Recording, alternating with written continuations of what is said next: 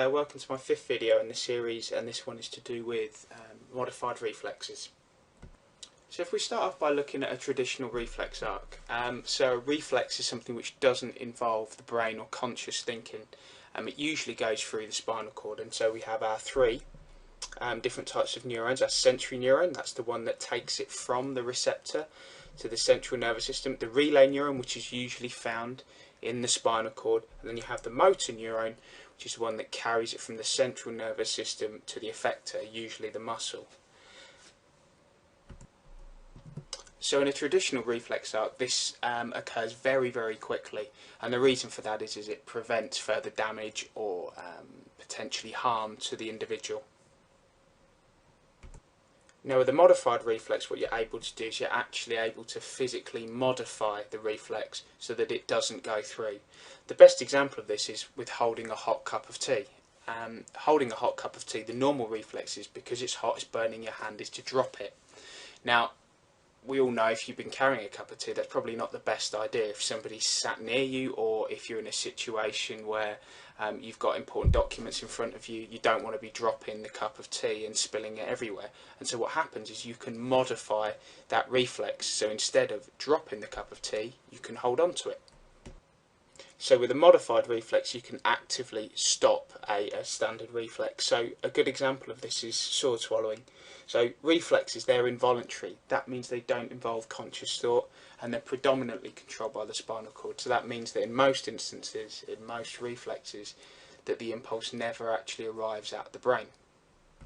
So with sword swallowing, how this works is somebody who's proficient in sword swallowing can actually block the normal gag reflex, and the gag reflex is really important. So we've probably all had the experience of swallowing something and it's gone down the wrong way, and the gag reflex stops any food or objects going further down the windpipe, and it causes the muscles within the windpipe to contract and to force the food back up the throat.